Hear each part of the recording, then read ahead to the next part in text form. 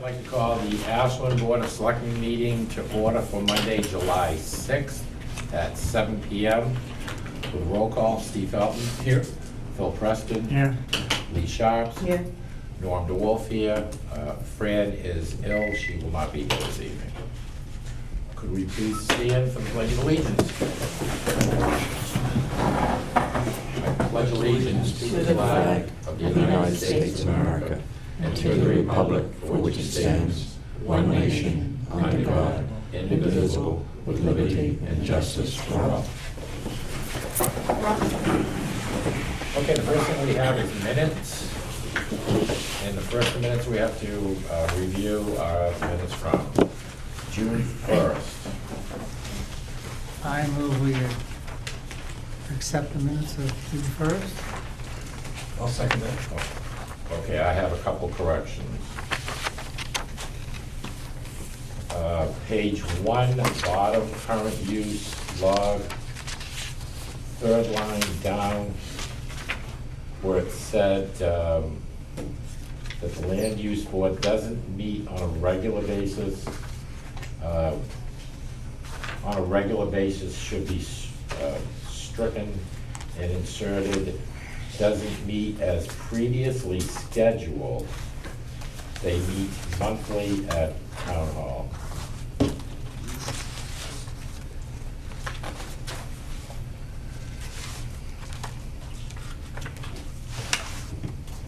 Okay, and on page 2, select board items. Down 5 lines where it says, in the future, the procedure will need to be looked at. We actually discussed this at that meeting, and so I would like the part where it says in the future, I would like that struck, looked at. And Where are you? I'm sorry. I said we're on page 2, select Yeah. board items, Okay. line 5, in the future. Okay. So strike that sentence, in the future, the procedure will need to be looked at. Going forward, the positions will be announced, and select board will have responsibility to make appointments. We did discuss it and made that decision. So Phil, will you move that still with the corrections? I move the minutes of June 1st as amended. And Steve, you'll I'll second that. second Any further discussion? All those in favor signify by saying aye. Aye. Aye. Recuse myself. Okay, June 15th minutes. It's your turn, Steve. Couple corrections. Go ahead.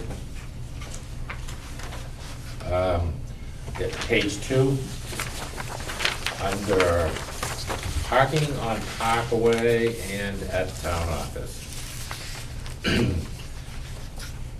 Where it says Branscombe said that Mrs. Wendelbo has received the information, I would like has received some of the information. Yes. She did not receive it all.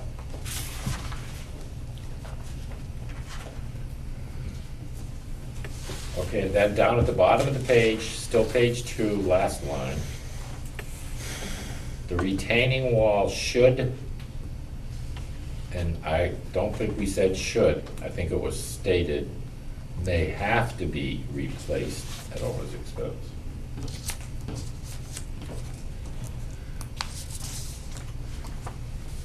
Okay, then page 3, under paving on Moot Corners. In the middle of the paragraph, it says, the chairman said that this is not a town road. I didn't say it is not, I said it may not be a town road.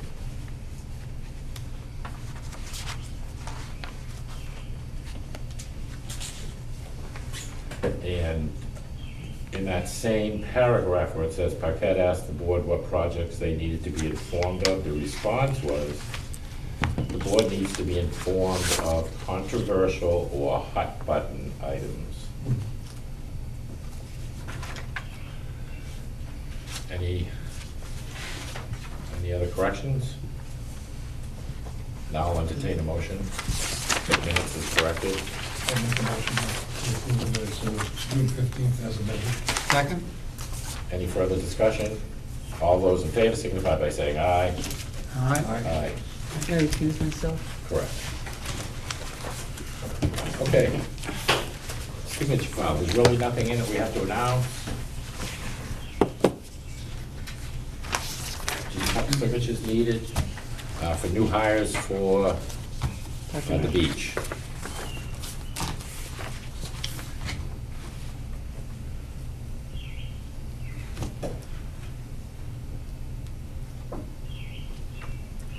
You did these two, but I guess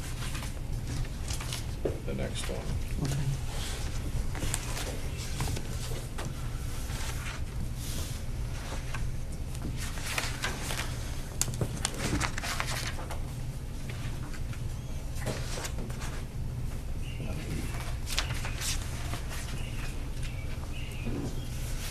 Okay, while they're doing that, next thing on old business, town administrator search, advertising, and citizen advisory committee.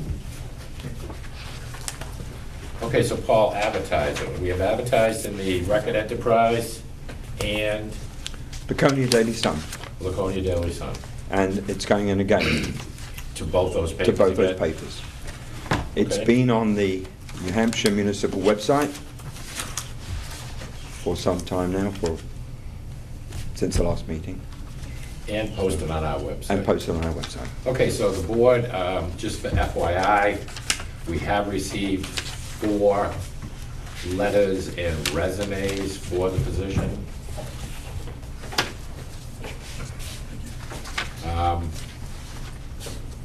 What's the board's thought on any further advertising? Is that for just one, how many times, when you put it in the Sun, how many weeks does it go, how many days? Just one day. It was just one day, And what does it cost? I don't know yet. $250. I haven't seen it. Oh, I haven't seen the bill.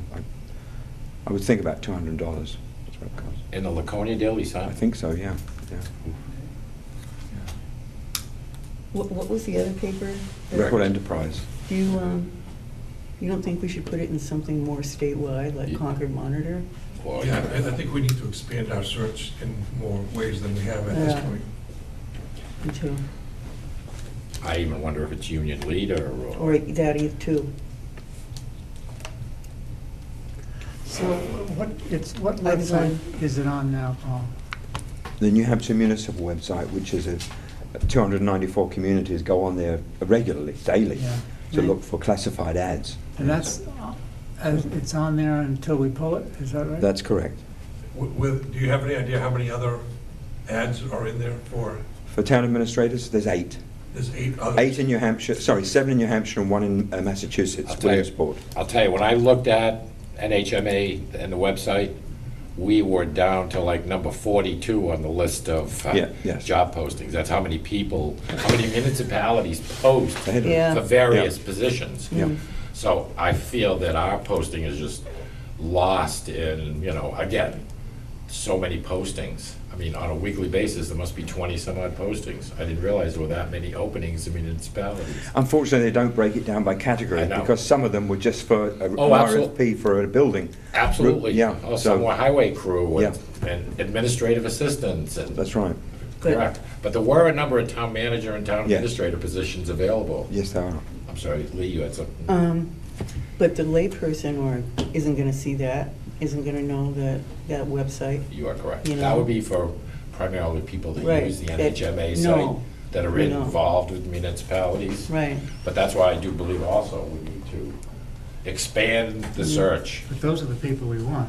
Yes, I understand that. We want the people that Oh, know understood. where to look. I understand. Oh, I would not want to pull it, but Yeah. we've not received anything from that site yet. How much, it's going into the Sun once or twice? Well, it's going in, is it this week? This week. This week. That's Yeah. $40. And Record Enterprise is how much for, I don't know. Without receiving the, you know? It's quite a large ad, Yes. as you saw. I think it's a lot more than that. Yeah. Yeah. Could we maybe get that information as to what it costs to put in those papers, and also maybe expanding it into some other Yeah, I think, again, as Steve said, I'd love to find out what we have paid for these ads and what it would cost to place one, the similar size ad in a Union Leader, for instance. Right. Targeting is agreement with very that? important. Are we in agreement that we can explore the Yeah, we price? could get eaten alive on advertising in the wrong place. Right. And Well, do you have any other suggestions for I advertising? unfortunately do not, but Okay. I just, if we cast a broad net advertising in the Union Leader and Concord Monitor, which we may logically have to do, we won't do it for nothing. Right. That's, Nothing's free. Nothing is free. Mr. Paul. Chairman, do you think the Citizen is a good paper?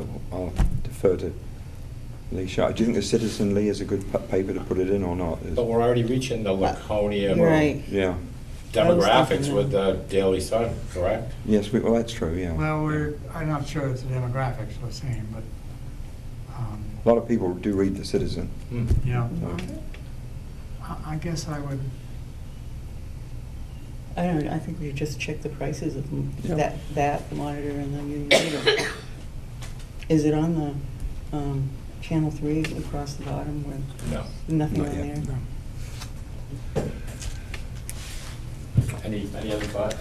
I think that if these measures don't give us a wide field, that we should explore the possibility of some sort of a search company, search firm looking into it where, I mean, granted, you pay if you hire them, but you only pay if you hire them.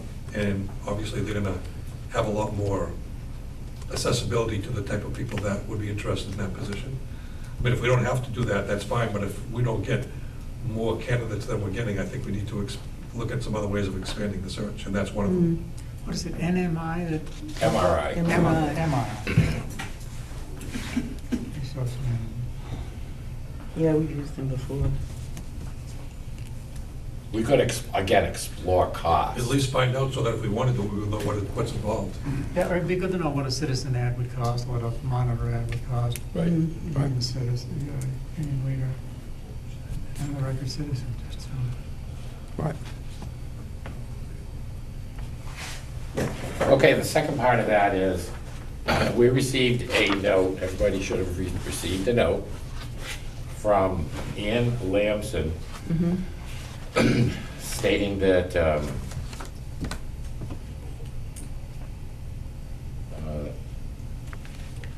she would like to be involved in the process.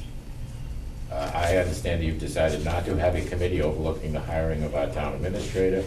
I feel you were wrong. I would like to offer my time with the board in making, in deciding our new town administrator. Thank you for your time.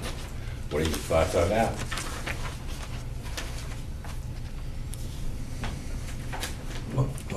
My thoughts are that I do think it's important to get citizen suggestions and participation in the process, but trying to pick any one or two citizens to do that is a rather tricky piece, and ultimately, that decision is up to the select board. So one potential way of looking at that is to ask for citizen input into the types of attributes that they would like to see in a town administrator. And maybe we could put something on the website where they could communicate that. And we could also have some forms available at the town hall if they want to come in and fill that out, and they can put their name on it or not, but it'll give us feedback from whatever citizens are interested in communicating their desires, and then we can take all of those and put those together and use that information as we as a select board make a decision. That's one option. That's I a- wouldn't want, go ahead. No, I was just gonna say, I agree with the picking one or two could be really That would be political. very difficult Could be to political, you know. pick the appropriate individuals without hurting someone or affecting someone. Phil, you were gonna say? I think a search committee is a logical thing to do, but I think choosing the right people, it's an important job. It's far more important than many of the other committees we have. And I think perhaps recruiting the right people to be on it, a cross-section of people who could work well together, is an option we should at least consider. Okay, and how would you go about doing that? Well, well, I would say one of the things you suggested, Steve, was that we ask for input. And I would hope that people would make a suggestion and put their name on it. Mm. And that might be some tracks we can follow up on in terms of individuals. Mm. And I would be very careful in making sure that we have people who bring a broad perspective into the discussion. And I guess that's why I thought opening it up to everybody's input would be a more inclusive way of doing it, because ultimately, the select board works very closely with the town administrator and probably knows the attributes that are most helpful in the select board, you know, in getting things done. And then if we open it up to everybody's input, we are gonna get a cross-section of input. And then based on that, I think that's a good start. It may Yeah. set a trail leading in one or more directions, and we'll follow those up as appropriate. I would agree that that's a good start. maybe that's the first step we should do, I don't know. So I think to do that, though, we need to establish how we're gonna post that and what are we gonna ask for. Because I would love to get that going immediately, What's on our website, Paul? just the job posting itself. Yes, the notice. Okay, so we could maybe amplify that? We probably, just a suggestion, I would think we would want to keep it to maybe, you know, 2 or 3 key questions that they would answer, and then allow them to add anything as far as specific attributes that they would want to do, so that it's a short, you know, concise piece that isn't going to be more than a page or 2 per person, so that we have the ability to go through it effectively. And this probably is something we need to get together and put together relatively quickly. I would like to take care of that right away, so It should be done this week, if possible. I think we should do it right now. So this one page or whatever, that's coming from the citizen who's making a suggestion? That's correct. Or is it the respondent to, is it the applicant, basically? No, this is for the citizens to communicate to the select board the attributes that they would like us to consider when making a final decision on a town administrator. I would hope that could be stated in less than a page. I would, That's pretty I think it long. could be. I don't think we need to limit it to 140 words, but No, I agree. And maybe it's something as simple as, you know, list the top, you know, 4 or 5 attributes that you feel are important in choosing a town administrator in the town of Ashland. That would probably be one of the first questions. Okay, so first, let's establish how we're going to present it on the website. So let's start with, we could do it right below where it says job posting town administrator on that part of the website. And what we could do is, this is just a suggestion, but we need to establish the finite information.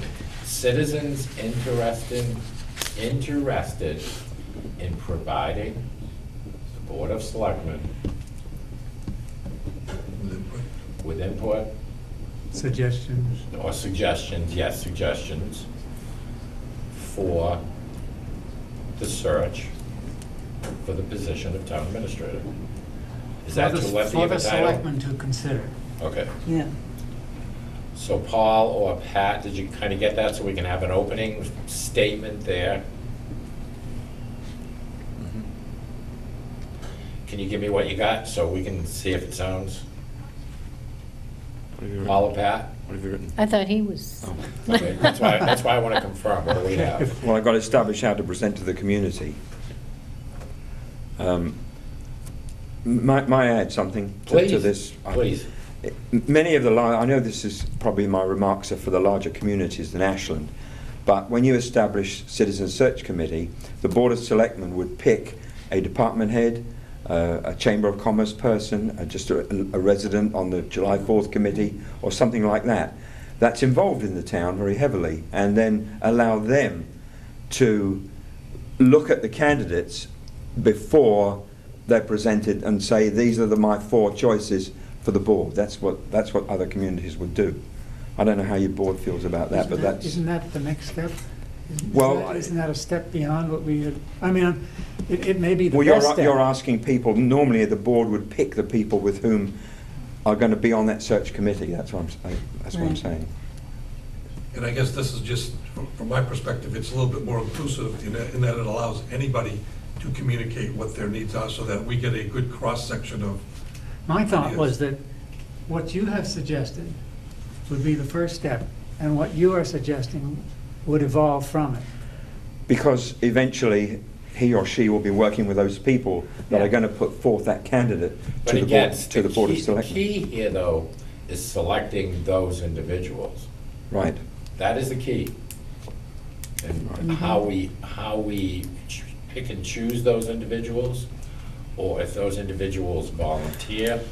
I would hope, similar to this letter that we've received, that some individuals might come forth or speak up about it, and we can make that choice fairly, and appropriately. Then that's what we should put out. I should do, if I may, I should do an info blast to the community as well as putting it on the website, and ask for volunteers to come forth who would like to be in this particular role. I'm not there yet. I'm not at that point. I think the first thing we should do is, I think we should get input from the citizens. Right. Again, this was part of what this was about. I really would like first to get the input, and as Phil just stated, that would be number 2, which we could do. So very first, I think we need to get some input from people, how they feel. So, first question. What do they want to see? What do you expect what of your credentials? town administrator? Right. Yeah. What skills should your town administrator have? I'm not sure, I'm just throwing things out. Okay, I would just, running through my mind Yep, is a calendar. And you're gone September 1st, yes? right. So we don't want to be making this decision as who's on it on August 1st. That's right. So I would think we would want to, at the work session, be able to I would coalesce think those that we could comments. do, that's right, that's why I would like to get this done pronto, so that by the work session, mid-July, we would be able to take the next step and still have 45 days. and maybe one of the questions is, if the select board decides to create a search committee, is that something you'd be Would you interested be in? interested? Yes. Yeah, there you go. Sound good, Phil? That sounds That would okay, cover yeah. it. Paul, do you have that, or Pat, do you have that Yeah, now? I've got, So you have an idea of what we want to yeah, post let on me the do it in the website? morning, ship it to you. And you'll yeah. ship it to Mardine? Yes, yeah. And we would want to have that not only on the website, but I think we would want to have hard copies of that available if somebody came into the town office so that we could give them Yes. and they could fill it out. It'd be a very short Right. question statement, Right, got it. okay? Yep. Okay, anything else on that?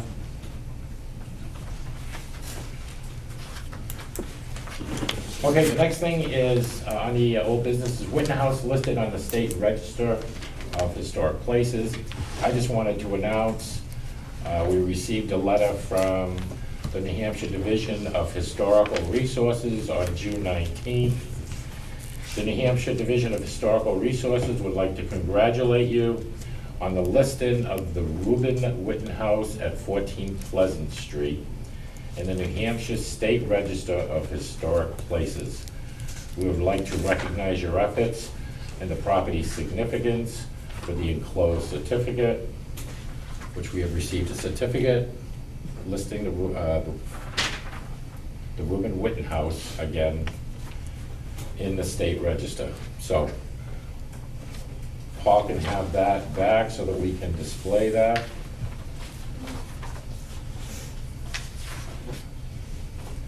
And that's, I just wanted to make sure that was noted. Any questions, comments on this? Okay. Integrating town hall parking lot into town parking ordinance.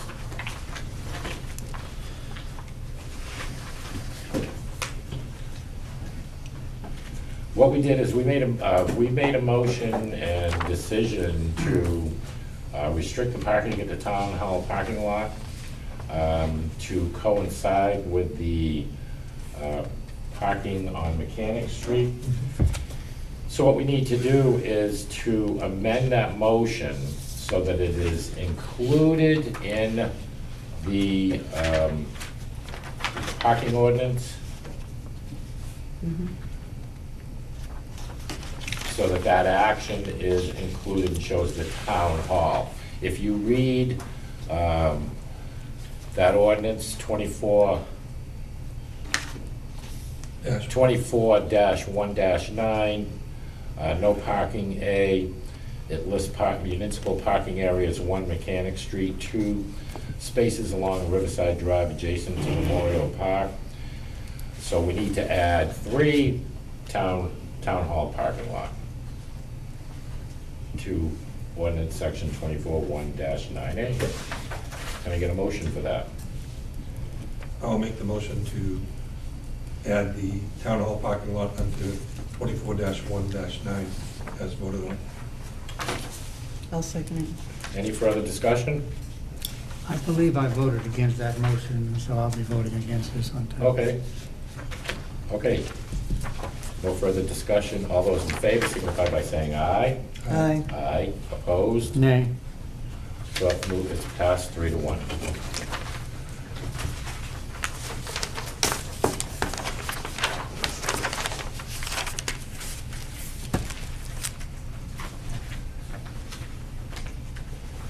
Okay, the next thing.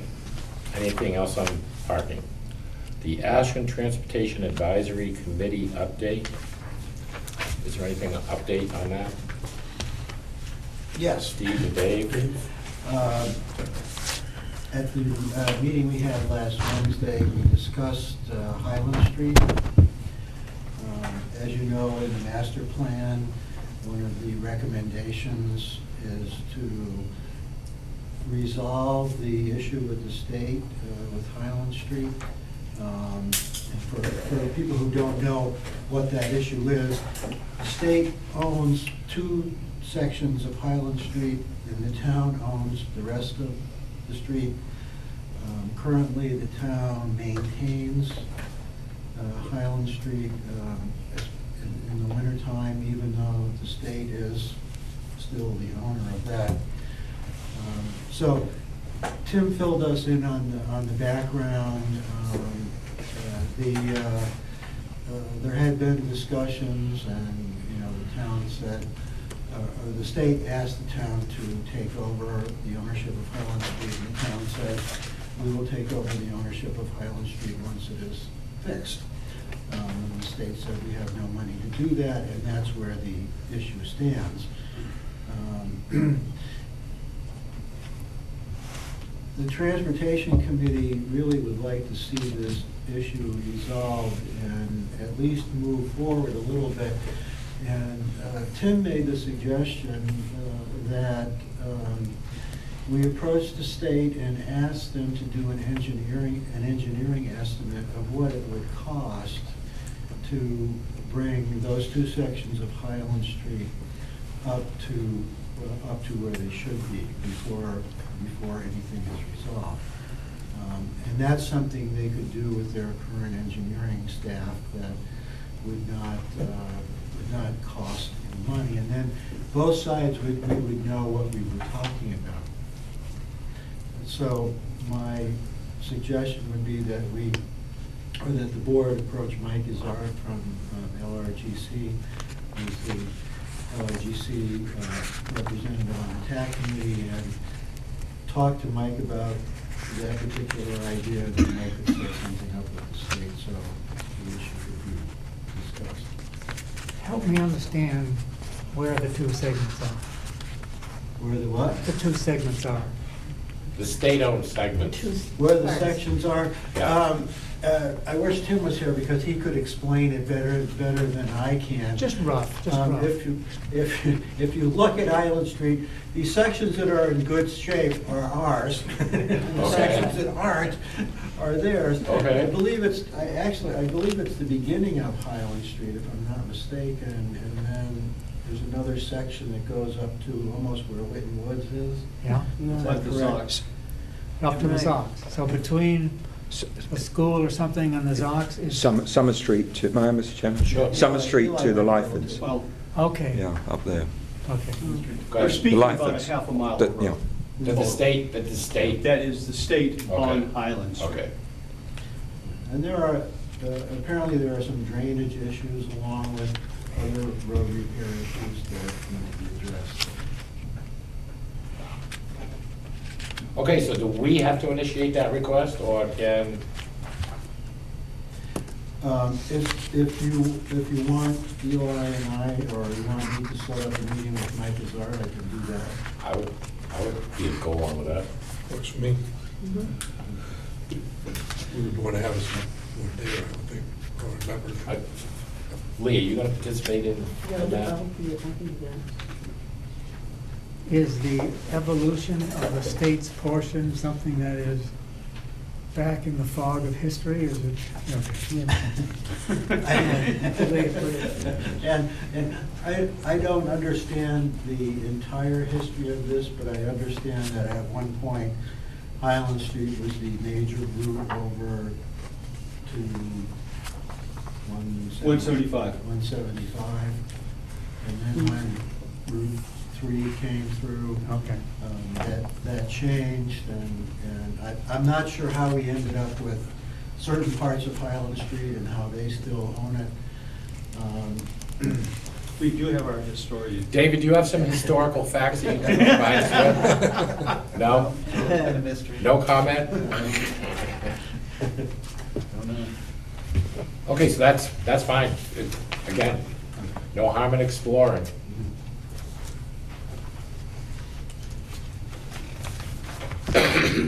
Okay, anything else on transportation advisory? All set? July 4th celebration update, just wanted to, again, as we all know, the fireworks went off. They went off a little late because there was not sufficient workers to set up the fireworks, but everything else from the town perspective went very well.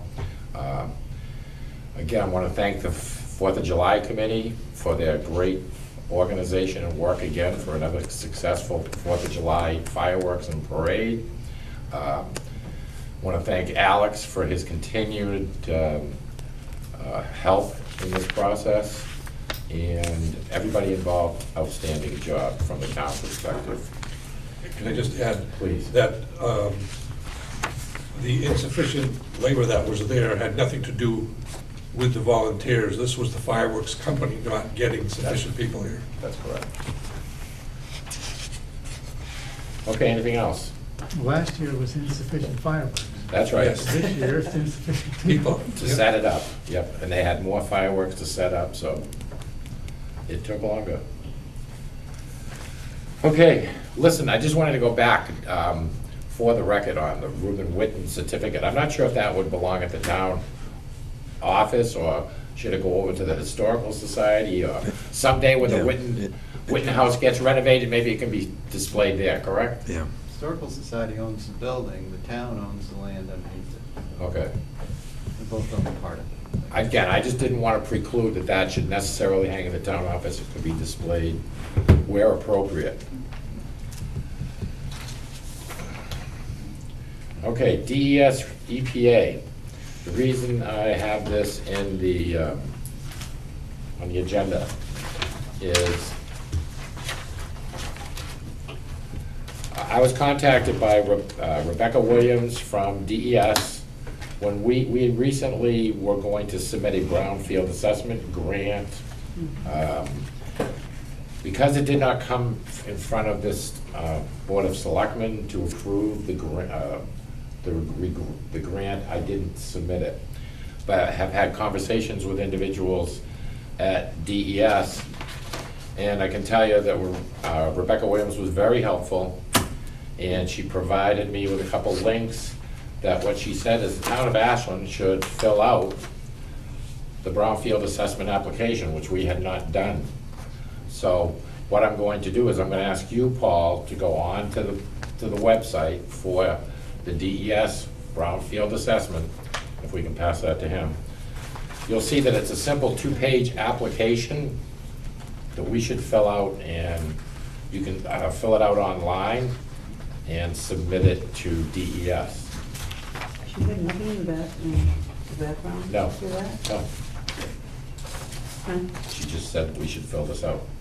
At the same time, she recommended that we also explore the 2-page application for EPA Region 1, which is our region. Again, what this, and this is, as that is, you can fill it out online and just submit it.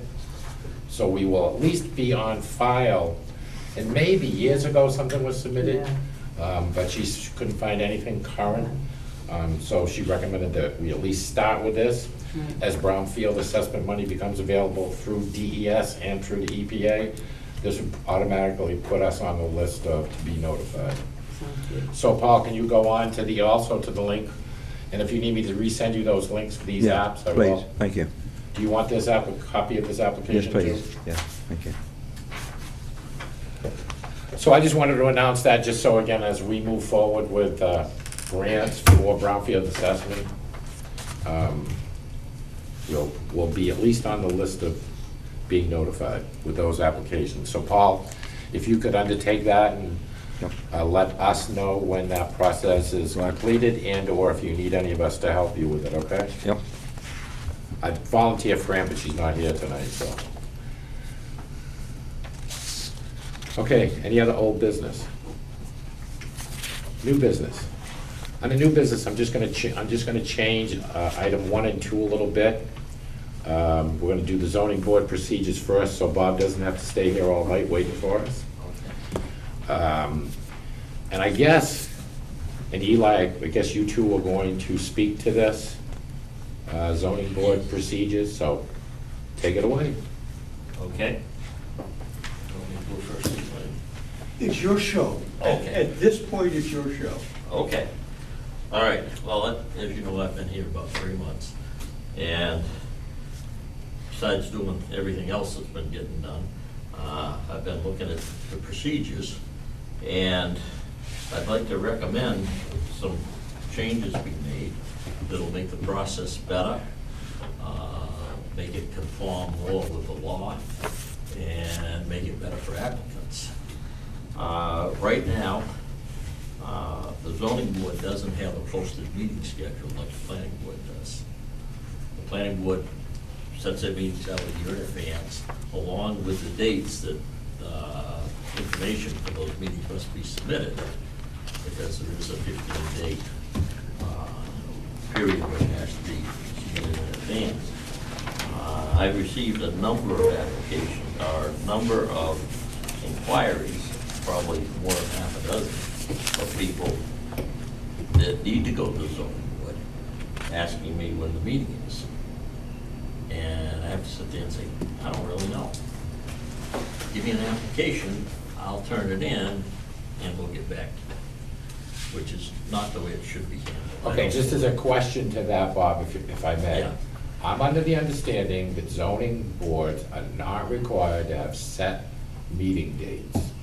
Zoning board usually meets based on a hearing, or because something has come up that they would need to hear for a variance or a special exception. I am under the understanding that it's not required to meet on a regular basis. Well, that may. Eli, can you speak to that subject at all? That, One sec. okay.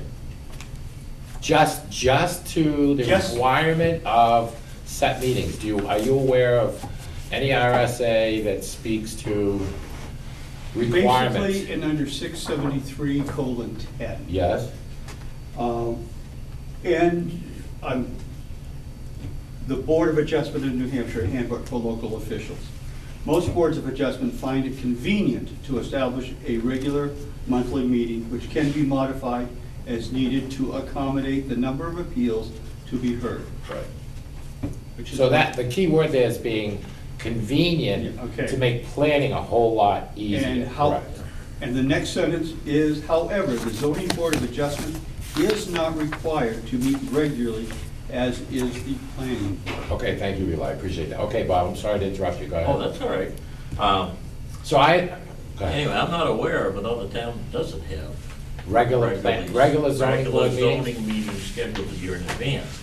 Now, I'm sure there'll probably be a few out there, but I've worked in 16 different communities. Okay. And I haven't worked in another one that does it this way. Okay, What it does is it makes it easier for potential applicants to know when the meetings are, what the deadline is for filing for the meeting and so forth. yep, Now, most communities have a staff person that gives the application out to the person and answers questions for them to help them fill it out and receive it, and then it goes to the zoning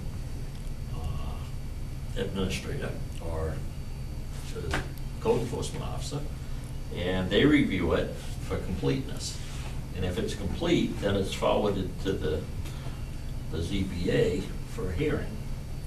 Now, what's been happening,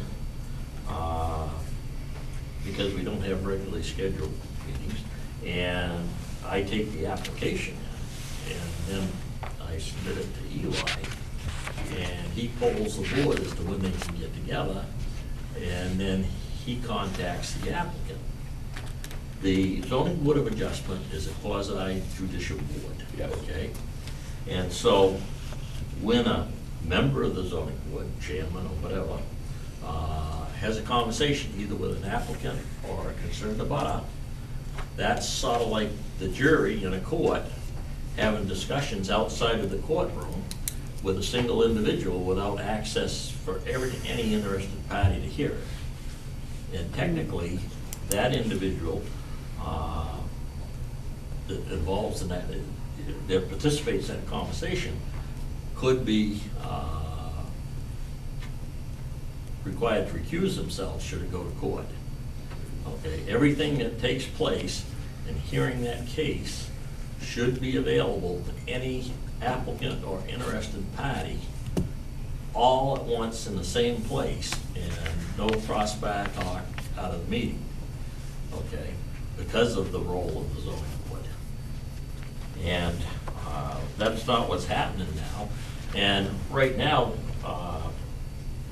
it would be difficult to do that unless somebody acted as the staff person to assist people in filling out applications. Now, I've been helping people since I got here, but without a meeting schedule, I can't tell them, okay, your meeting's gonna be August 10th, and the deadline for submitting information is the 25th of July. I'm just pulling these numbers out of here, Understood. just as an example. And that information is available for the planning board. And zoning boards and all the other communities, I spent 6 months in Meredith last year when their code enforcement officer died, and they had a staff person help people with applications, but when the application came in, it was turned over to me as the code enforcement officer. I reviewed it for completeness, and once it was complete, I forwarded it to our scheduling a public hearing. So that's the way it really so you would help, and you have helped in that process. The biggest obstacle you see is not having the convenience of a set date for zoning board meetings so that you can further that process. Well, that's correct. Okay. But right now, the application goes to Eli, and then he, out of necessity, communicates with the applicant. But as you know, we do not have a staff person.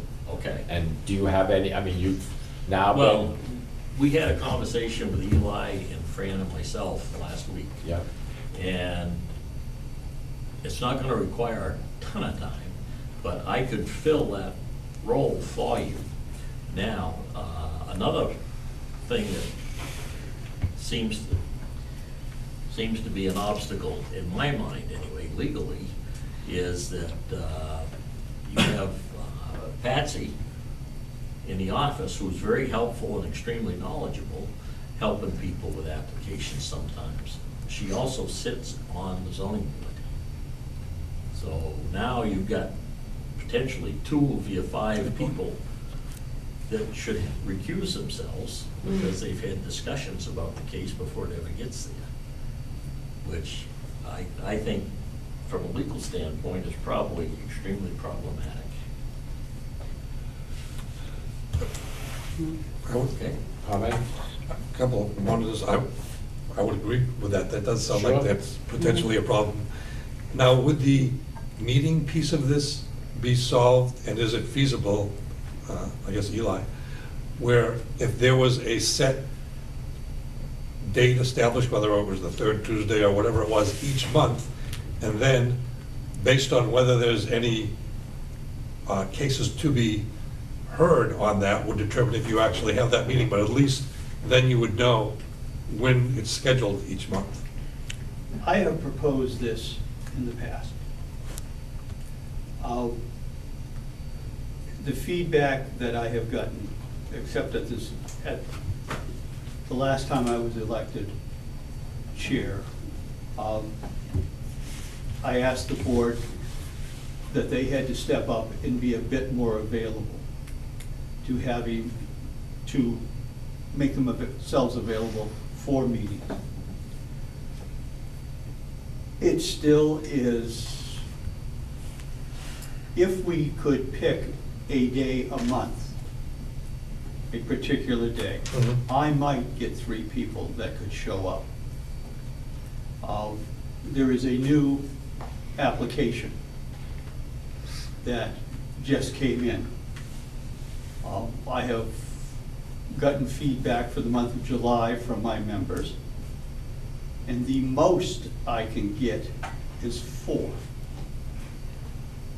And does that include using your alternate? That includes, the most I can get is 4, Okay, whether it's an alternate or a regular, yes. or whether it's a regular person, a regular member of the board. I understand, yes. Having a single meeting at a month that could be canceled if there was nothing happening, whether it is Mr. Flanders bringing an applicant in or review of current zoning laws and other, that will affect us in our decisions, I think is a very good idea. I will take that to the board when I will poll the board at the next meeting to see if we can do that. I would like to see that. I am for that. I would like not, also, while I have some of the floor, I would like not to be put in the position of answering questions for the ZBA or the planning board. And I will say that Sue McLeod feels similarly, in that we have been put in the position of who does someone turn to when there is a question to be asked. Mr. Flanders is extremely knowledgeable. And if he is going to help us out through this trial and tribulation part of our land use issue, I am more than happy to work with him. Seems to me like that's a good suggestion. There's no debate on that from here. Okay. It will involve, a few hours of my time that I think, weren't part of the original package. I think that we have to recognize this fact. We have to recognize that you brought up some very important issues that could lead to legal consequences that are far more costly in the long run. And that is why we have tried to get, a planning assistant, and it failed in the town vote. We're just gonna have to try to fight harder this year to get someone again, the voters to approve that part-time position. Okay. But in the meantime, I think you at least have, certainly have the knowledge and experience that if you could fill that gap, that would limit our, I think, legal liability possibilities. Yeah. And the other thing I can only do, and again, I do this almost on a regular basis, is we are in need of a regular member for the zoning board, and we also have a need for one or two alternates. One at this time. alternate at this time. And we certainly would love somebody to help us in that process. Chief Randall, do you have a comment? Yeah, I'd like to just weigh in on some of this because my other career deals with zoning and subdivision regulations. Yes. Dealing with many towns with the way that they handle stuff. I'm kind of curious to know how many zoning hearings that we have a year here in the town of Ashland. Does anybody have a clue about, is it 10, is it 5, is it 3, is it 2? What do we usually have per year? Eli, certainly let you answer that. Generally, less than 5. Less than 5, okay. That tells me that I don't think you need somebody on staff to deal with some applications that are coming in. The other thing I will tell you Okay. about part of the process that I do. But again, can I ask you, can I interrupt you just for a Yep, second? 'Cause again, sure. I would love to hear Sure. your thought on this, which is the risk of liability, legal liability by the chairman of both the zoning board and the planning board answering questions directly and then attending hearings and making decisions. Okay, this is how I answer that question. Yes, sir. There are licensed professionals out there. Normally what happens when you get denied at a planning board hearing or from the building inspector, Yeah. they're gonna tell you what they denied you on. Your advice to the people is, you need to find yourself a surveyor or an attorney that will help you with this process. That way the town does not get involved with giving out information or into these liability issues about, well, I talked to the chairman and he told me this, and I talked to this person and they told me that. And who gives them that information? That would be my recommendation if I was the building inspector or the planning board. Normally, when you go to the planning board, there's somebody representing people. You know, very seldom do they come by themselves. Occasionally, people want to come by themselves. But that's what the surveyors are all about, that's what attorneys are all about, okay? I dealt with many of zoning things in my day. I have turned to advising my clients that if you're going in front of the zoning board, you should get a land use attorney to go in front of the board for you. Okay? Some are fairly simple, and people elect doing them on their own. The zoning board had one last month, okay, where the people who were my clients decided to do it on their own. So, once they get the denial for the building permit or from the planning board, then the person knows what they need to do. They know, because it's gonna be spelled out, we're not giving you a building permit for violation of 2.38 or 6 or whatever it is. And then what they will do is they'll go look at the ordinance and says, oh yeah, it's about setbacks, or oh yeah, it's about lot sizing. And then that's how they proceed with what they're going to do. Because I think the zoning application says that there needs to be a survey of the property when you do that. Am I correct, Eli? Yes, Site but plan? it doesn't have to be a license at this time. Really? Bob? Yeah, Unless I've misread it. No, no. The particular case the chief is talking about, the individual brought it himself after he did the surveying, and he's got to come back again, because he understood in his mind that the setback from the road was measured from the edge of the travel way instead of the property line, the edge of the right-of-way. And so he shot 15 feet, so they approved what he asked for. He just didn't ask for everything he needed. So now he's submitting another application. So that points out what the chief is talking about, because a licensed professional wouldn't have made that mistake. That's right, exactly. They came to me, my advice to them was, But again, how do we direct that, though? I think it can be directed through Bob, Bob, saying, right. you know, this is what you're denied for. What you should do is either consult with a surveyor Yeah. or consult with an attorney about filling out the application. Because really what we're trying to do is keep the town from grabbing liability from having either said something that they shouldn't have said or given out wrong information. Right.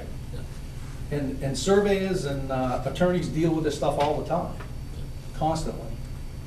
And I agree with Bob, that they wouldn't have been back in there should they had come to me to place everything on the plan for them, so they could see how it actually fit, Okay, thank you, Tony. okay? So- Yes, hold on one sec. Yes, Bob? Yeah, the other thing that I'm always careful to do, and I'll make this statement every time I'm talking to somebody, because they always ask, well, what do you think my chances are? And I look at them and I say, how many stars are in the sky? I will never guarantee the outcome of a local board, and you can't. Right. But I'm very careful to, put that caveat on it right up front. And I'll tell you, professionals do the same thing, because we never know how people are going to vote when you get in front of the zoning board or the planning board. I tell them we'll pull everything together and see how it goes, but a lot of times what they don't want to do is they don't want to get into spending the money and the time and effort if they don't think it's going to make it. Well, sometimes there's no test other than actually putting it in front of people, and either you want to roll the dice or you don't.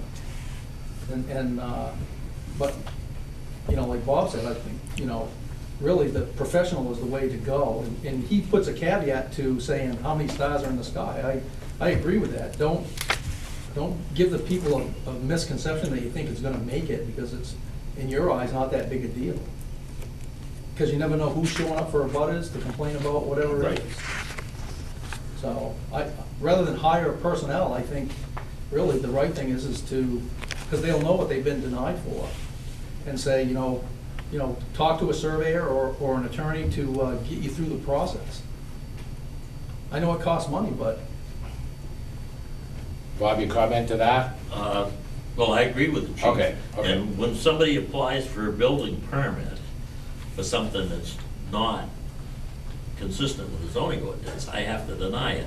And I'll always list the sections that I deny it under.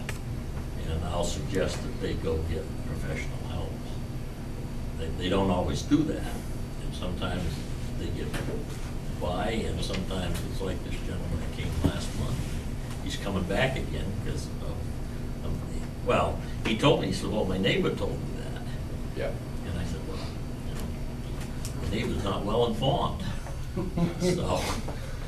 So it's, I mean, to me, it still sounds like it would be good for Bob to be the point person for that, as opposed to them going to someone from the planning board and zoning board.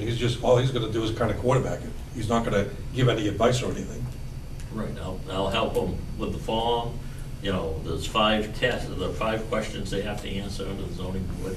And I always recommend that they get some help answering those questions, because the way they answer those questions is critical to what the outcome may be. So you don't wanna help them fill it out, you wanna just give them the information and tell them what they need to do. Right, yes. yeah, I would think once they got their application done, it'll be put in either in the zoning board box or whatever, and then Eli would pick it up and hand it out to his members. I guess as far as a scheduled meeting every month, I guess that doesn't hurt, because it does help out a little bit. My question is there gonna be flexibility enough for the person that comes in and they get denied for their building permit, and now there isn't enough time to make that month meeting? And will there be latitude there to be able to put another meeting in if they feel it necessary to do so? Okay. I would recommend that, because people get at crunch time, when they're doing something. Yes, Eli? Having a regular meeting does not take what, we still have to meet as needed Right. for an application. The application has to be dealt with in a reasonable period of time.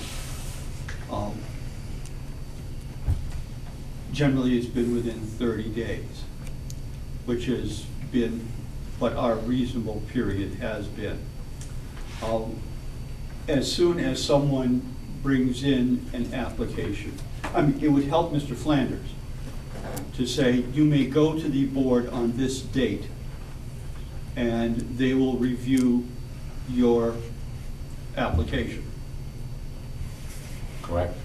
Yes, that's correct. Okay. One of the things it'll do. I'm sorry, hold on one second. Eli, Go we ahead. still finish it, go ahead. If one comes in that does not fit that meeting date, the ZBA is still required to get it into the process. and that's what we would do. Okay, yes, Bob? Regularly scheduled meetings will actually allow people to get to the zoning board quicker. If somebody comes into me and it's 20 days from the deadline for getting information into the meeting, I'll tell them what they need to do. If they get it done and turn it in, bingo, they're on the board, on the schedule for that meeting.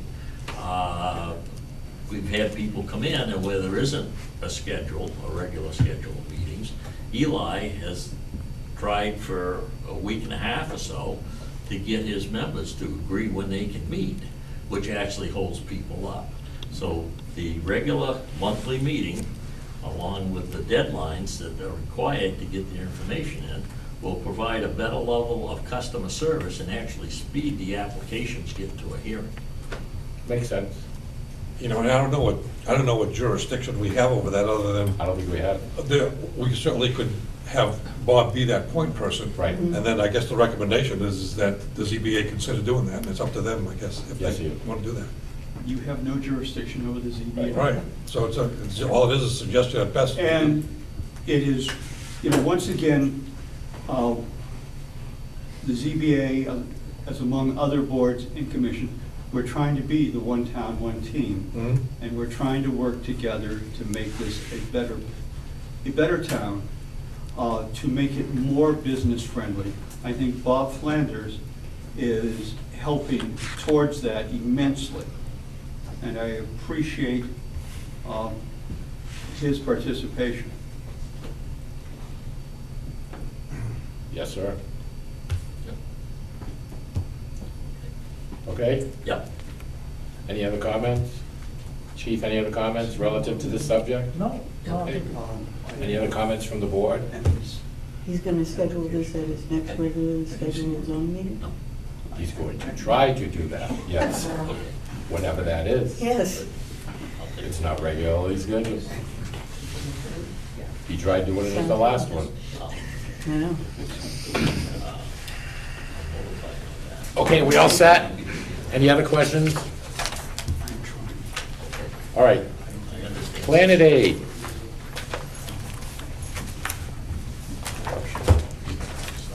Paul, you want to introduce us to Planet Aid? You received a visit from Sarah Corrigan, was it? I did, Mr. Chairman, yes. She is the territory manager for the entire state of New Hampshire, southern Maine, and Vermont. So she's got quite a bit of territory to cover. She's recently going around, not in alphabetical order, though she started with Ashland, to let people know, the town officers know, that they should be receiving revenue for the donations of clothing put in these Planet Aid boxes. And many towns have not been receiving them. Our one at the transfer station has been there since 2007, and with your signature on this particular form, with the approval of the board, we will get revenue back to that period of time with the amount of clothing that's been collected for the last 7 years, because that is all documented in each of these. Do it by weight? There is a, yes, that's correct. There is a Planet Aid box at Mr. Chuck's, which is on private property and is being removed. And Sarah's asked whether the board would like a second box somewhere in the community where we can have find a location for it. So, the good news is, we're gonna get 5 cents a pound for the clothing that we have, Yeah. that people have put into the Planet Aid. For the last 7 years. Okay, I don't see that anywhere on this. Well, Right here, yeah. right? The 5 cents per. No, I'm talking about for the last 7 years. Yeah, that, Oh, that, well, I only see this Yeah. goes Yes, from going June forward. 22nd, 15 to 17. well, that is So that we're is for the not really- agreement. what- No, that's- that was her oral comment to me, that we will get the check. We'll see. back, Yes. And in my email to her, that's what I mentioned, so Okay. I So- have documented it. So the good news is, Yes. we'll begin to get paid. Yes. If we don't get the retro, we'll begin to get paid. Yeah, but I'm sure we will. The second thought is anybody interested in a second container? When I was reading this, I was thinking of one along the, between the little storage shed and the grandstand with, Yeah. next to Frudenberg. Or It's the an town- out-of-the-way place. Or the town hall. I don't know if we really have the room in the town hall. Well, outside. Where would you place it in the town hall? Yeah, the You have parking. to have access. Yeah. Not in the town hall. No, I outside. understand, in the parking lot, yes. Yeah. Well, I just thought that was a place for people, and it's in the middle of town, and. But we again, don't- where would you place it that it wouldn't affect Well, I- parking, It may plowing? not be a good idea, but that's just in terms Is of, anybody interested in the second box, and where else might it be? I don't know what could be put at the post office. I don't think we can, that's not We- our property. It's not our property, but neither is Mr. Chuck's. So Right. Which is you why- could No, that's ask. why I said, they're gonna take that away from Mr. Chuck's. Right, but that was We on- like to have a second deposit. That was on area. private property, That's right. That, so it could be. that was an That is- agreement between Mr. Chuck and Right, Planet so- Aid, yes. That really has no impact on us. No. The No, question, but I realize that the post office is on private property, but you could ask, and they might say yes, and they might say no. Well, I think then the revenue would have to go to Mr. Kirby, not to, Oh, is that right? oh, yeah. Yes. I mean, it's Oh, got to be yeah, that on, would it not has go to to be on, us. it has to be on town-owned land, Okay. yeah. Yeah, if it was at town hall, the other place I could conceivably see it is in the very back. Yeah, okay, that's fine. You're right. The Booster Club somewhere's around there or on that property. But we've got plenty of time to think about that. Right. That's why she would like, okay, but anyway, so I Yeah. need to get a consensus or okay from the board to sign this agreement so that we can begin to collect the 5 cents, at least at the transfer station, okay? Yeah, sounds good.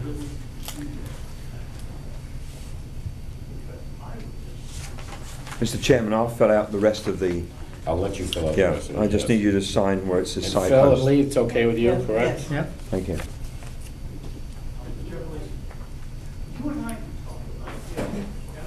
So if you can give that back to Paul.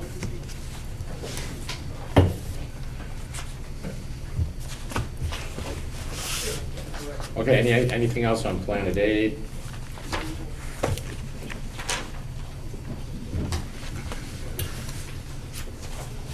Okay, next, annual review of the investment policy. According to RSA 41:9-7, the Board of Selectmen shall review the Town of Ashland investment policy. The policy has already been reviewed by Robertson Green auditing firm and found to be in good order.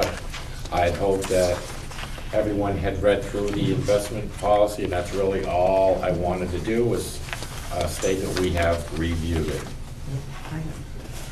Okay? Yes. So that will appear on the policy, reviewed on this date? Yes, Yes. correct. All right, Phil? Yeah, that's fine. Okay. The next thing is the DRA Form PA 28. This is the annual request of municipalities to determine whether the municipality will be utilizing the Form PA 28. If we remember discussing this last year, I know you weren't present, I'm not sure if you're familiar with that form, but it's a form that goes out to every property owner Okay. requesting information about the property. Oh, yeah. We had, last year, voted not to use the form. The form has not been used in this town for a number of years. And Paul provided some thoughts that this form's really not being used by very many communities at all. I'm not sure, any other thoughts on this? I We kind see of no- discussed it last year, so I don't see I any see no change in reason to that. change. I don't either. Lee, do you have any questions about it? No.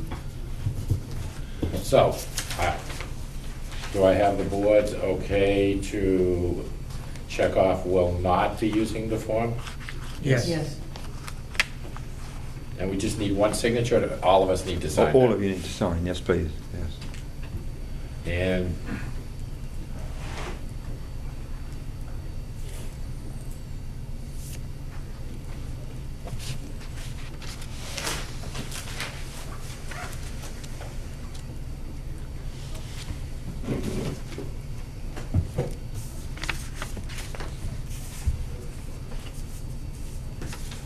okay, if I get you to sign that.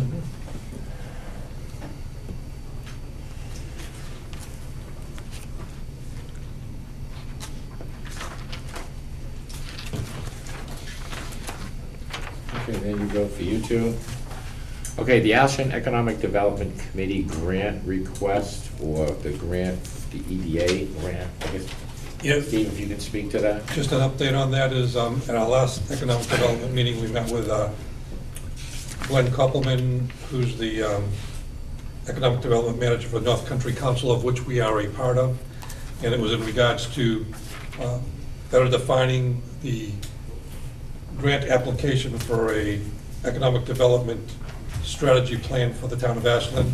We went through what the specific bullet points of that would be, and then our next step is for us to get together with a couple of consultants who will give us some estimates on what it would cost for such a study, so that we can include that cost in the actual grant application. So that's the stage that we're at right now. Okay. Any questions? Comments? Okay, Paul, the town administrator, whoops, I'm sorry, how's that? Paul, town administrator report. Town Administrator's report for June 2015. The Code Enforcement Officer has been busy condemning 66 Main Street and issuing a violation notice to 27 Riverside Drive. The Public Works Director did his due diligence with the issue of Moot Corners being a town road. He sought free legal advice from the New Hampshire Municipal Association, who confirmed with the information that was submitted that this is in fact a town Class 5 road.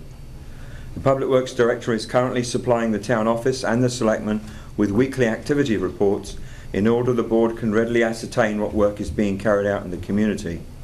A complaint from an Ashland resident regarding the concerns at the intersection of Levitt Hill and Pease Road was quickly mitigated when Public Works installed wooden posts with reflectors at the site of the issue. During the month, the Public Works Department carried out ditch work on Owlbrook and Sanborn roads, mowed parks and cemeteries, installed a bike rack at the post office, installed a culvert on Levitt Hill and flushed a culvert on North Ashland Road, repaired a catch basin on Highland Street, loaded construction debris, and hauled aluminum cans to Concord. Burn permits will soon be available to the town on the town website after Fire Chief Heath has met with the town's website content manager. They can currently be accessed on the New Hampshire Forest and Lands website. Go to New Hampshire Forest and Lands and click on Fire Control and Law Enforcement, then click on Fire Permits. There is a small charge of $3 which is used to maintain the site. Paper permits are still available at no cost through the Ashland Fire Department. During the month of June, the Fire Department responded to a total of 34 calls, 24 medical, 7 fire, 2 motor vehicle accidents and 1 service call. Regular department training involved ground ladder operations, and EMS training dealt with burn injuries. Annual evaluations of major apparatus was completed, and detailed reports will be forthcoming. Flow tests were completed for all breathing apparatus, and hose testing has just begun. Pump testing is scheduled for July. Fire Chief Heath continues with his life safety code inspections of rental properties and places of assembly, coupled with furnace and boiler inspections as required. The Chief would like to publicly congratulate firefighter Kevin Potter, who is now certified as a Level 1 Swiftwater Rescue Technician, and EMT Brittany Paquette, who is now a nationally registered and state licensed EMT. Chief Randall reported that the police department saw a slight drop in calls and motor vehicles related incidents for June. The total number of incidents, arrests, warrants and traffic citations and warnings was 157, down 18 from May. Training for the month consisted of recertification of Chief Randall, Sergeant Hamilton, Lieutenant Marin and Officer Cody for operation of the Intoxilizer, which is the breath test for drunk drivers. Chief Randall, Lieutenant Ulwick and Officer Cody attended instructor training for tactical combat casualty care, which is how to treat yourself and others with injuries in an active shooter situation. The police department is currently in the process of getting the civil forfeiture dog registration served. The town office received no report from the Parks and Recreation Department. The Treasurer informed the town administrator that the available balance in Meredith Village Savings Bank is $2,003,631.78. The manifest totals for today are as follows. Payroll and payroll taxes, $19,389.06. Accounts payable, $102,718.61. And welfare, $0, for a total of $122,107.67. Thank you. Thank you, Paul. Any questions, comments? Okay. Select board items. Anybody have any select board items? Just a couple of follow-up questions on the current issue log. From last time, just on the town hall parking lot, we were talking about putting signs up there. Is that? They haven't been done yet. They're being done. They will be done. They haven't been done. And how about the asbestos removal? Still had chased, and he hasn't come back to me. I think he's very busy at the moment. Yeah. And then the other one, I think that Phil mentioned last time, was the fire escape. Still Yeah. waiting to find someone that could do metal work for us. We just need the 2 bottom steps repaired, not an entire new fire escape. So that's what I'm looking into. Yeah. Anybody else have anything on the select board? Yeah, I don't know. Yeah? I don't know what to say, but I'll just mention Mill Corners. And we have had, I don't think we can say that's resolved, the satisfaction of all parties. And I don't know where we go with that. That's correct.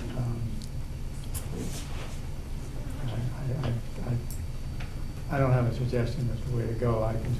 All I can do is report that I did go up and meet with Fred again last week ago yesterday.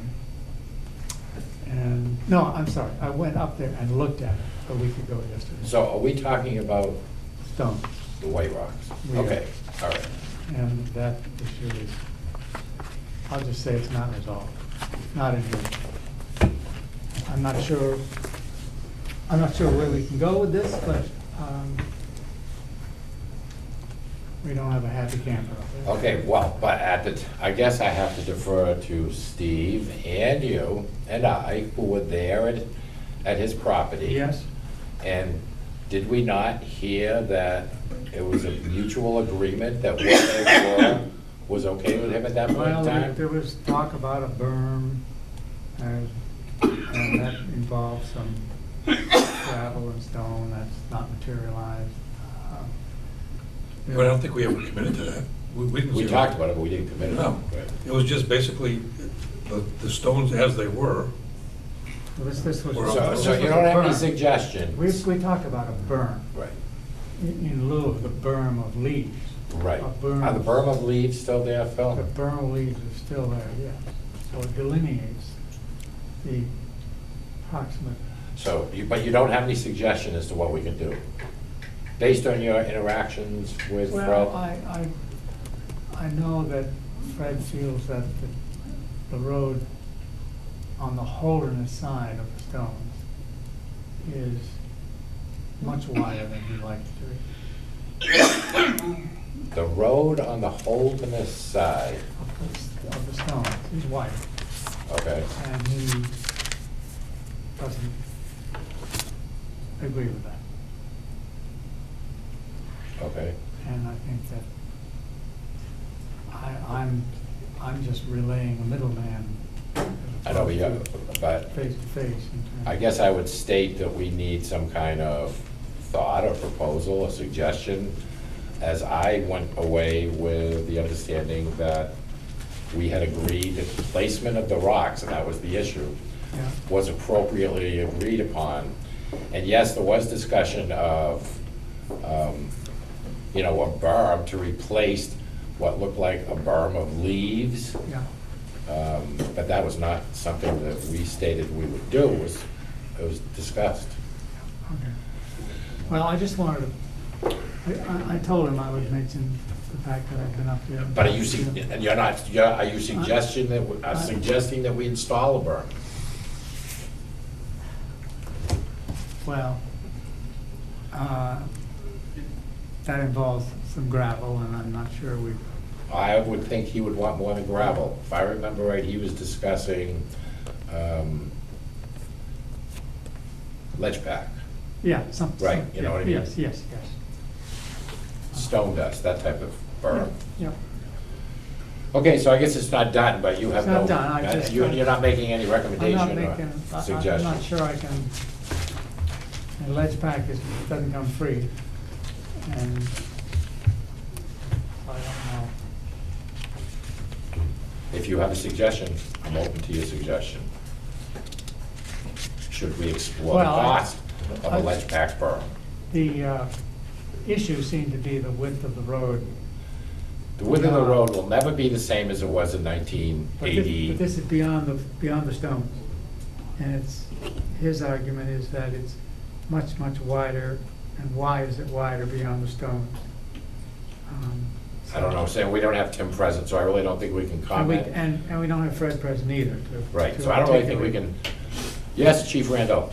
I'll just offer the board this. Maybe somebody ought to stake the right-of-way of the road, and that's what right-of-way of the road is. The owner stays on one side, the town stays within their right-of-way,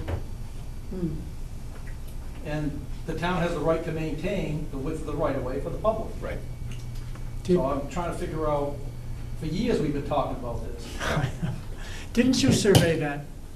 I did not survey that. I did a subdivision across the street, but I know that when I worked for Roy Saborn, That's who surveyed it, right? we came down to document how wide the right-of-way was, the way I remember, which was many, many years ago. But I think you'll find Mr. Salvoni has a survey plan that shows his property, okay, which you may or may not be able to tie into monuments to reproduce where they showed the edge of the right-of-way being. Mm-hmm. But I really think the way you end the whole thing is you say, this is where the right-of-way is. The town has a right to maintain for the public, and please keep your debris out of the right-of-way. And I think we did try to say that, but at the same time, we also tried to accommodate both sides. And I see that, and I understand that. But and we I also agree with don't- you. It's never gonna be as narrow as it was back in 1980 or whatever. Right. And, you know, we get reports of people speeding, but I'll tell you, every time we go out there, it's 25 or 30 miles an hour. Yeah. And if anybody's ever stood at the corner of School Crossing, I encourage anybody to, you're gonna look at cars and go, they're speeding, but when I hit that radar gun on them, they're not. Yeah. So, but if somehow the right-of-way gets reestablished, I think that may solve some of the issues. I mean, I know, you know, and it's hard to be that way with people sometimes, and it's always nice to work with people, but sometimes it just gets to the point where you just say, this is where it is. So, Yeah. Thank you. All right. One other thing I want to bring up in select board is I think we all got a copy of a note to the library trustees. From the Scribner trustees, they had requested installation of a camera system, and that was denied by the Scribner trustees. I bring this up for the simple reason that it's unfortunate that I've seen two instances where the library trustees have tried to, number one, pay for water sprinklers. That was denied. And I understand the access and second floor, et cetera, so I understand that. But when I have things walking out of the library and they ask for a camera system, I don't think that's an unreasonable request. They were willing to pay for the camera system. And my problem is, I would love to speak to the Scribner trustees to get their feel on things, but I never know when they meet. They don't post their meetings. I don't ever see minutes from any Scribner trustee meetings. I just bring this to the board because it just bothers me. I don't know what we can do about it, but I would like to at least, you know, if they're gonna make decisions, it's not even, the letter isn't even signed, it's just typed by the 5 Scribner trustees, and I just think it's disturbing that we don't. even have an opportunity to, I would love to attend one of their meetings, but I never know when they are because they're never posted. And that's it. I just want to bring that up. But I thought Scrivener trustees, I thought town trustees, aren't they subject to the same right-to-know laws that we are for posting meetings? And has that ever been explored before? That has not been explored, but I believe you're correct, if you look under the right I to mean, they're know. elected, the town trustees are elected officials. Right. Elected officials that never meet that I would know about. I do believe the Scrivener trustees meet on the second Monday of every month. Is that right, David, upstairs in the, or used to be upstairs in the library? I've been there the second Monday. I've Oh. not seen anybody meeting there yet. I heard there was a meeting the first Monday, Oh, but we're here. Anyway, just wanted to bring that up. Anything else? Maybe we could ask to be on the agenda for the next meeting, Ask who? whenever it is, the trustees, How do we make that request?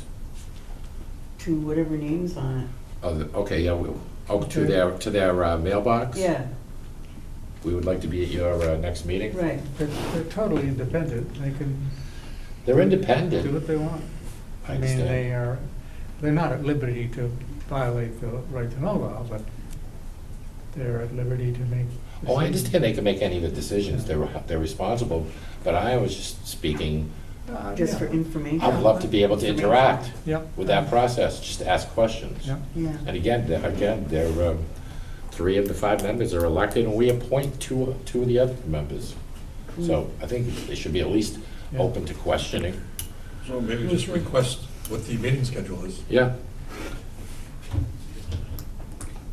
So could I ask Paul, you got a copy of this note? yes. I have it. Could I state that it would be okay with the board if we sent a note to them asking for their schedule? Do you mind if I Meeting send them an schedule. email? May I send an Sure, email? if you have a way to contact Yes, them. I have I no do, idea yeah. how to contact them. Yeah.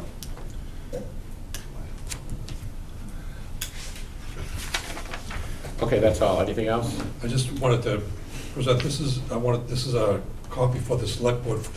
This is the water and sewers asset management study that they did.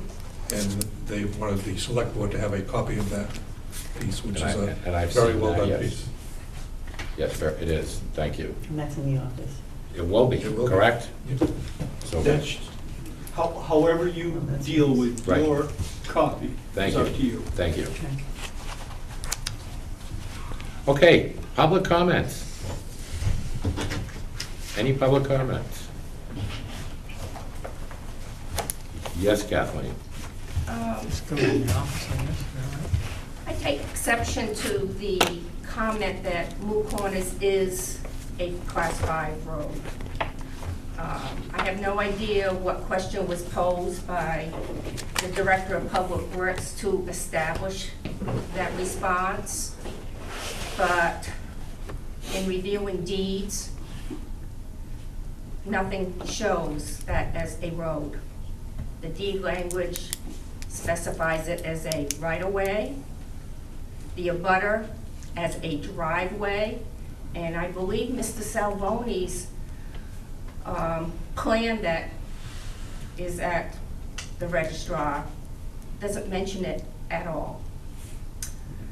So unless the town took it without compensation, or unless it was given to the town, I couldn't find any documentation, so I think it's still a very, very touchy issue that isn't answered in a call to NHMA. So I think the town has to be very careful about some of the language they use and some of the hearsay, so these problems don't come up too often in the future. And it ties in with Mr. Salvoni's issue about where the right-of-way is on the road. That's a very, very old part of town. And from my research, Mr. Salvoni's property that I purchased, I believe, like around 81, there was really no homes towards the Holderness line for years. that was a Class 6 road. So I just wanted to bring that out, that I don't think that is a definitive answer to whether the town owns that road, and where it is, how far it goes, how did it get the name Moot Corners when tax records show that the current owner who purchased it in '65, his address was Albrook Road. There was no other name. It wasn't Moot Corners, it wasn't Over the Hill and Through the Dale Road or whatever. His tax address was Albrook Road. Wasn't, Okay. Paul, Tim contacted the New Hampshire Municipal Association, is that correct? The legal department, yes. And did they not give an answer via email? I sent, yes, Or I letter? Because I forwarded. seem to recall I having forwarded read the email- something that. I forwarded the email that to the if- board, yes. If the town maintains something for X number of years, That, yeah. It's And the town and road. he mentioned about the maps that we have, that David yeah. Raw had supplied one of the maps, and yeah. I mean, it seemed like a reasonably definitive answer. A reasonably definitive answer from an attorney. And I'm only gonna state that if you ask it in another way, you would get another definitive answer, guaranteed. And that's the only reason why I brought it up, because I don't know what the question was, how it was posed. And still, did the town take this road without compensation? When it comes time for that homeowner to sell, if they choose to sell, what is their deed gonna say? Have they lost X amount of feet to the town without compensation? So I don't believe it's a definitive answer. It's still a very touchy issue that I think through the years, people just made assumptions. And that's why it's caused a lot of the questions that have popped up ever since the bridge that hadn't been repaired since '91 suddenly had to be repaired immediately without any proper legwork being done. It was just, we own it, we need to fix it, and we have to do it now. Okay, thank you. That's all. Thank you. Yes, Mr. Randall. You all know this is right up my alley, roads, surveying, Okay. ownership, no ownership, who owns it. This is what I think I'm gonna recommend that the town needs to do. To put this to bed, have the town's attorney or have the town hire somebody to research it, to try to figure out what's going on, get another opinion. I'm gonna tell you, I've been in the business long enough to know that when the town starts maintaining something, whether there was a layout for it or not, the town still has to maintain that, okay? There's plenty of books out there people can read. I don't know how far back people's research went.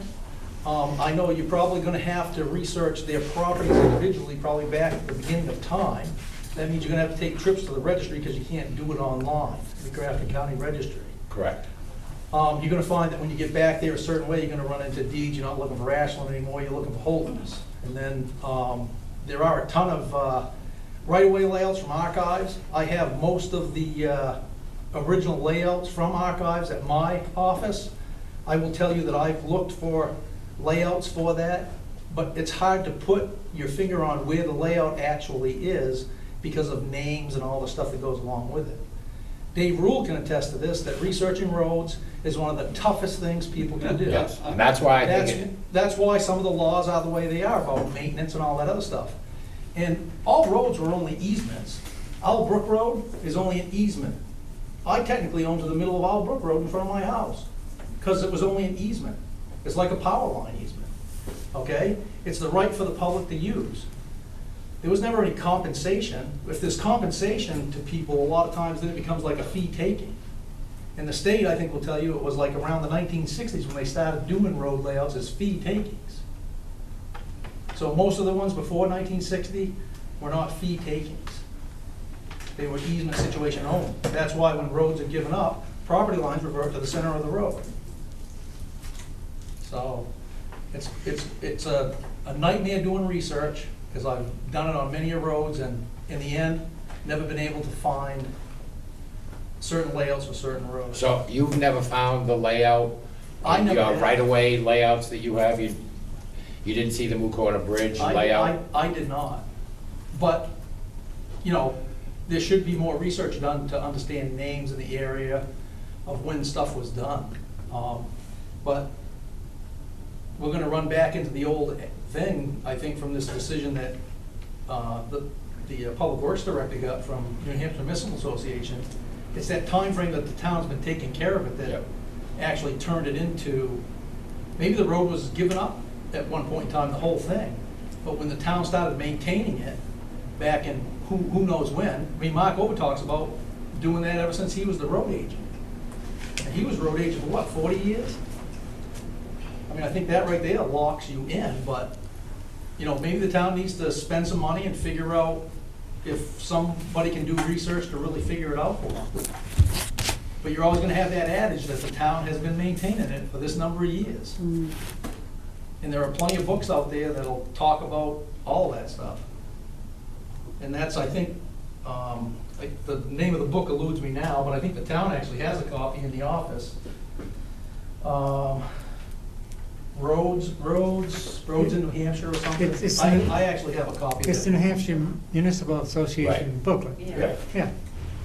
So, I mean, and it's all attorneys that are well versed in road right of ways.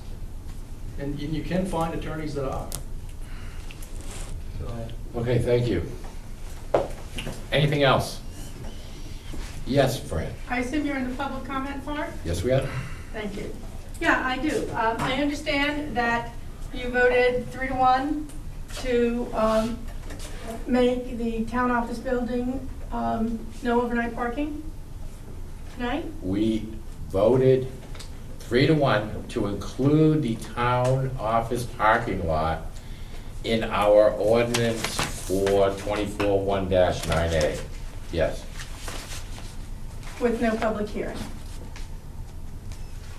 You know, you can make changes like that with no. We're not public creating an hearing. ordinance, we're not adopting an ordinance, we just, Adding. right, we added a parking lot to the ordinance. You're changing the ordinance by adding something to it. We amended. Okay, yes, we did amend. We amended a motion that we'd already made, so that was. Yeah, we had already made that motion Yeah.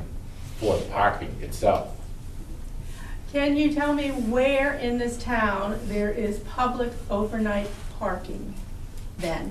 If Mechanic Street is now, despite a vote of the people 2-1, for it to be overnight parking, if Mechanic Street is not overnight parking anymore, and the parking across from the bank on Route 3 is not overnight parking, and now the town office building is not overnight parking, it is, overnight parking, where is there overnight parking in this In town? all of those locations at this point in time. There's no overnight parking in the winter. No, but you asked where there's parking. Right now, there is parking in all those locations overnight. So yes. The question after November 1st, Mhm. as of this point in time, there is no overnight parking anywhere in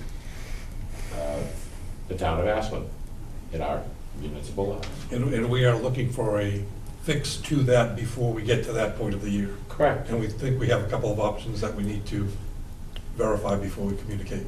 Well, is there a commitment that you will rescind the ordinance No, No. if you don't find an alternative area? no, I don't No know. commitment. So this town will have no public overnight parking anywhere in the winter time? No, we didn't say that. We said we're looking for an option before we get to that point, so that's what we're working on right now. But then my follow-up question was, if you do not come up with another option, will you still keep no overnight parking in all of the town parking I lots? guess we would determine at that point. We would determine if we wanted to change anything at that point. And We are aware of your request, okay? We are trying to look for something that could accommodate overnight parking Right. during that time frame. We still have time to look at that process, and that isn't going away. That process is continuing. So I don't think I don't think we can make answers to your questions effective November 1st at this point on July 6th until we further look into what we can do, to see if we can accommodate private, landowner desire to park in public parking lots. And we want to try to find a way to resolve that. Yes, we do. And why not amend the ordinance later on, more towards November 1st than tonight? Because that was our decision. Yes. Okay. So no parking at all? At this point in time. There is. There is parking overnight, as you know, Fran. We're In the not gonna- wintertime. I don't think we're gonna go in a circle here. We're talking about in the wintertime, and please don't make this sound like I am the only one that this is an issue to.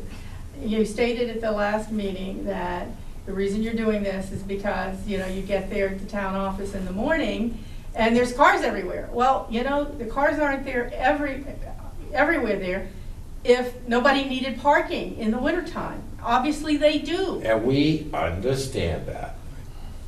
The other thing, have you considered having all of the lots available for winter overnight parking, but doing it by permit, where people would have to come to the town and get a permit so you know exactly who owns that vehicle that's sitting there. They would sign a permit application that agrees that, when you put up the sign that a storm is coming, don't park here, that they will find other accommodations to park. But you have to give them an alternative. In the old days, it was park at the town office building until these two municipal lots are cleared, and then you go back to them, and then we clear the town office park. I mean, big cities know how to do this. Fran, thank you for that suggestion. It's Yeah, that's- something we will that's one to certainly consider, discuss. yeah. Really, thank you for that suggestion. You're welcome. So we should continue with this process, and we should have it on our next meeting to continue. Agree? It's not ended. So, there's no- Okay, any other public comments? I think reasonable people can come up with a solution. And hopefully that will happen. Okay. Seeing there are no other comments? Request to adjourn the meeting? Anybody got a motion to adjourn the meeting? I'd be delighted. Okay, Phil, Light a second. then seconded. All those in favor of adjourning? Signify by saying aye. Aye.